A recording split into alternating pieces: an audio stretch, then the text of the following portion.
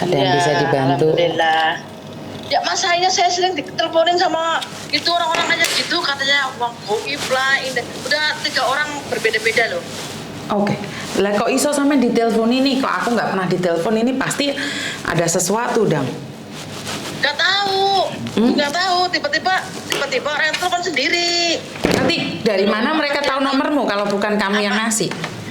Benar nggak sih secara Ngasih logika? nomornya ini dari Facebook lah. Ya, mungkin Lah. ngambil dari Facebook nomornya lah kayaknya sih. Lah iya, makanya kan nomormu tersebar di Facebook, otomatis kan banyak orang tahu Di nomormu. Facebook. Iya itu dari Facebook ya saya kira lah. Dia itu minta uang 2.500.000, yang kemarin minta 3.500.000. Nah, uang apaan saya bilang? Uang goib mau itu uang goib. Dan yang pengen uang goib siapa? Saya nggak pengen uang goib, tak gituin kan ya. Ribut lah yang kemarin. Ini hari ini tadi kan saya rekamin, saya kirim ke saudara lah yang di Padepokan itu, yang di Bogor itu. Dia bilang itu penipuan, hati-hati. Dia bilang ya gitu, banyak penipuan sekarang. Kayak gitu. Saya sih nggak ketipu, nggak terhiur, cuma kan heran aja saya gitu. Ih, gila bener-bener ya. Malah ngacam-ngacam, kalau nggak ngasih uang saya diancam-ancam, mau diapain saya gitu. Kan kamu nggak tahu saya di mana, kamu ngancam saya, ya gitu. Kan ribut sama telepon tadi. Tak blokir. Oke. Jadi memang berarti kan nomormu sendiri yang ada di media Dari sosial. Facebook lah, dari Facebook, kayaknya dari Facebook lah. Kan pakai nomor di Facebooknya saya itu. Kan bisa dikunci nomornya, sayang. Nggak bisa, caranya gimana ya, saya biar nggak ngelihat itu nomor di Facebook. Saya pun nggak ngerti gitu, maksudnya udah 3 kali loh kayak gini. Makanya kan saya selalu bilang nih, jangan pakai nomor di Facebook atau ditaruh biar orang lihat, bisa dicek, dipublikasikan. Iya kan? Ya nggak bisa sayanya, iya saya pengen minta sama teman di ituin lah biar orang nggak tahu. Ya tiba-tiba telepon orangnya gitu loh. Lah Miss Juni nomornya ini. Nomornya Miss Juni juga di Facebook nggak ada tuh yang ngasih saya ada uang goib itu nggak ada. Berarti kan memang dari media sosial kita juga tergantung sih siapa yang akan mencari kita dan menghubungi kita, benar nggak? Iya makanya tiba-tiba nyari gitu loh orang itu loh, tiba-tiba gitu loh hubungin gitu, kan aneh ya Mbak. Betul. Iya makanya kan katakan orang kan banyak yang tertipu tuh yang di Facebooknya Mbak Yuni itu kan, di YouTube ya kan nonton terus setiap hari kan ya. Jadi saya tahu ini begini. Terus yang di Taiwan mau tak kasih tahu nih Facebook YouTube-nya Mbak Yuni TKW Hongkong dibuka lah. Kan yang tahu banyak sekarang yang di Taiwan, Singapura lah teman-teman lah ya, teman-teman tetangga siapa. Jadi semua nonton katanya. Iya loh yang ketipu segini kan tahu mereka sudah sekarang. Kayak gitu. Nah makanya ini saya tiba-tiba kok ditelepon sama orang udah 3 kali lah, masalahnya udah 3 kali lah, berbeda-beda orang lah. Masa Kiai ngomongnya kayak gitu, kalau Kiai kan kayak gitu. Makanya kalau orang suka ngancam-ngancam itu nggak mungkin dia adalah orang baik, itu aja. Nah iya makanya saya udah tahu kalau Kiai nggak kayak gitu. Kalau Kiai setahu saya Kiai kan orangnya sopan, yang rendah hati itu Kiai lah ya. Mbak ini udah jelas kayak gitu. Makanya dong di Facebooknya, di YouTube-nya Mbak Yuni kan ada yang kemarin itu ya, yang kena uang goib berapa itu? Yang kena berapa juta itu kan saya akan nonton itu. Ya itulah makanya suruh kirim uang lah, dikasih rekening dia lain dari itu, saya nggak mau, saya mah blokir aja udah. Betul. Sama kayak gitu sih. Saya nggak mau kerja capek-capek di sini ya Mbak. Duit dikasih orang lain yang nggak tahu itu siapa, kayak gitu. Betul. Ingat anak keluarga di rumah saya mah kayak gitu. Betul. Oke, sukses selalu buat jenengan. Terima kasih sudah menghubungi saya. Semoga bisa menghindarkan teman-teman yang lain agar tidak ada kebodohan di sini. Iya makanya teman-teman kan banyak yang tergiur, yang kepengen jadi istri siapa itulah, itu nggak ngerti, saya emang nggak paham soal begitu-begituan ya. Jauh-jauh dari kampung ke sini mau kerja nyari cowok, uangnya habis, nangis sama Mbak Yuni, astagfirullah. Karena pengen ketawa sendiri, tapi itu gimana ya? Masih orang beda-beda. Pokoknya terima kasih sudah memberikan informasi dan semoga bermanfaat. Aja gitu. Iya Mbak Yuni. Matur nembah nuwun nggih. Oke, sami-sami ya. Assalamualaikum. Waalaikumsalam. Oke, sekali lagi saya ucapkan banyak-banyak terima kasih sekali buat teman-teman yang sudah mau berbagi dengan saya, menceritakan kejadian-kejadian dalam kehidupan kalian. Ini berarti adalah kalian mau berbagi cerita, berbagi pengalaman di mana yang tidak semua orang tahu. Bahwa sebenarnya di luar sana itu banyak sekali terjadi sindikat-sindikat atau scammer-scammer atau penipuan-penipuan, bahasa gaulnya penipuan. Jadi tolong dicermati, ada yang namanya Eko, Wawan, Rohman, apapun namanya itu bukan nama mereka aslinya. Dan jika ada teman-temanmu tiba-tiba telepon nih ngakunya ini itu sok akrab, sok dekat, terus habis itu mereka akan berpura-pura itu menjadi keluargamu, saudaramu, atau mantan pacarmu bahkan. Jadi sekarang ini sindikat macam-macam, Mbak. Dia akan mencari informasi itu dari media sosialmu. Jadi kalau kamu di media sosial menceritakan siapapun di mana dan bagaimana, dan kamu sendiri pribadi tidak bisa mengontrol dirimu, ya kamu adalah mangsa-mangsa mereka.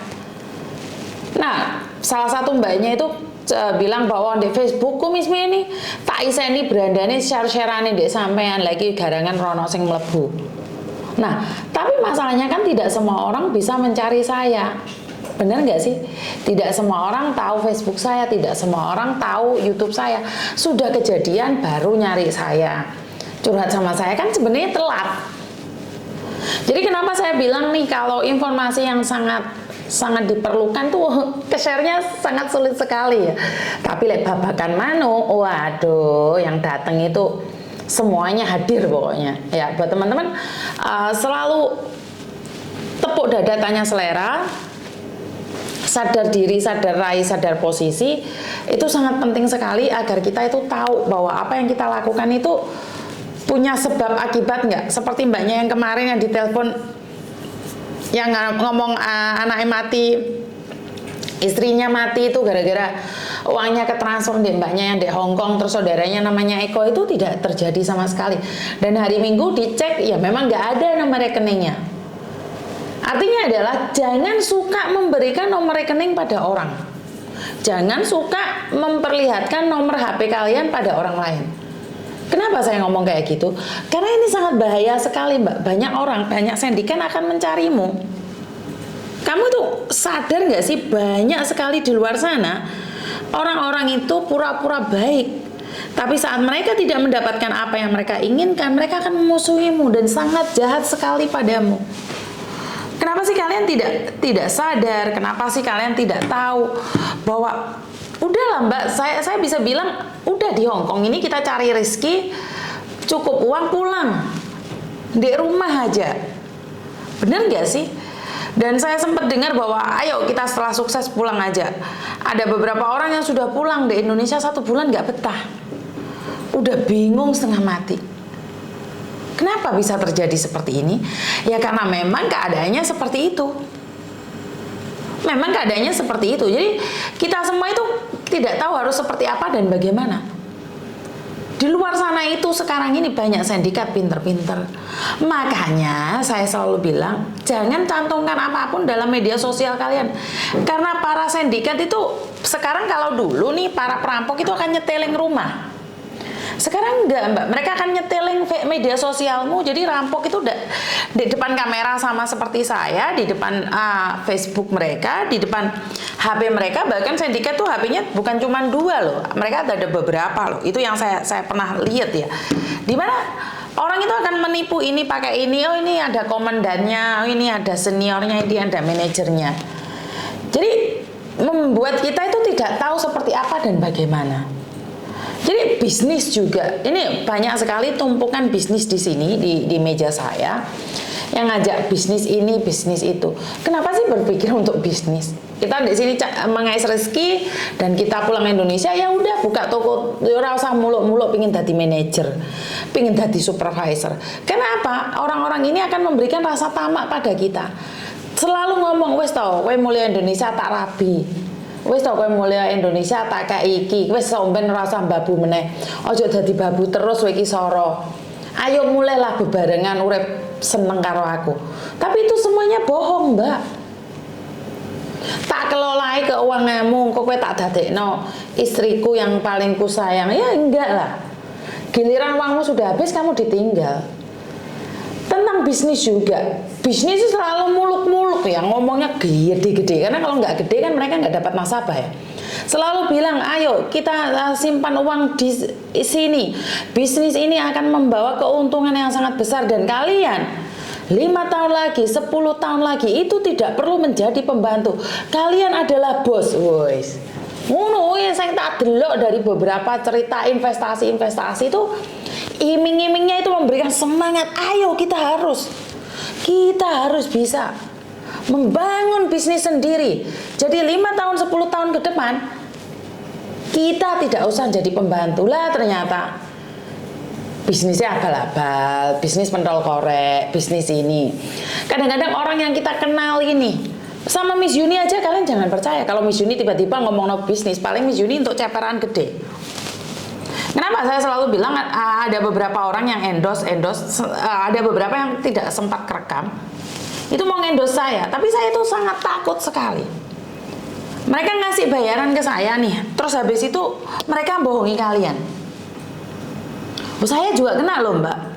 Kan saya mempromosikan produknya, kalau saya ada apa-apa lah bagaimana? Siapa yang akan bertanggung jawab? Saya. Sementara saya sendiri nggak tahu apa-apa. Saya main ngoceh-ngoceh aja. Lah, kalian datang ke tempat itu karena percaya sama omongan saya. Nah, bangkrut aku. Duit gak entuk, dia mau uang mesti. Jadi jangan pernah percaya dengan bisnis wes lah. Aku ki wong desa, Mbak. Sapi, ngingu sapi ya wis ben. Sak tepake sapi. Sak tepake wedhus, tuku sawah. Gak mikir-mikir bisnis-bisnisan. Nyata nih berapa orang yang bisnis? 900 orang bisnis semuanya mengkurut. Hah? Jadi sindikatnya nomos tuh saya ingin aku. Jadi sindikatnya itu mulai emosi nih, mencoba menjadi hater yang tidak jelas. Dan orang-orang yang bahasanya sangat kasar, itu bukan karena hater, karena mereka tidak bisa lagi menyerap keringat kuning kalian. Jadi mereka mencari cara untuk menghancurkan saya. Tapi saya selalu bilang, sebenarnya enak kok. Di dunia ini kalau nggak ada masalah, kehadiran saya tidak dibutuhkan. Allah sok penenang, yo enggak. Karena kehadiran saya dari dulu, dari 20 tahun yang lalu itu jadi panadol sebenarnya. Jadi obat panadol tok nenang nih, tapi nenang nih bukan berarti saya menanggulangi semua permasalahan Anda. Podo karo wong mumet nah kayak ya tak kayak obat nenang nih tok. Lho perkara kuwi mau panadolnya nggak bisa menyembuhkanmu kan, mumet bukan berarti cuman pusing-pusing saja kan. Ya mungkin mumet karena jantungnya rusak, ginjalnya rusak kan juga bisa. Kan saya tidak bisa menembus ke sana. Saya cuma bisa menenangkan kalian dan membuat kalian tidur sesaat.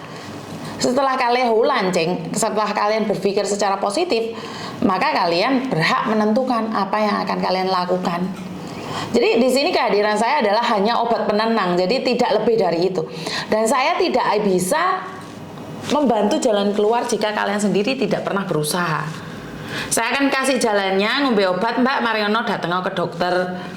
Habis ke dokter cek ini kan jalannya seperti itu. Sama kalau mbaknya datang ke sini saya selalu tanyakan.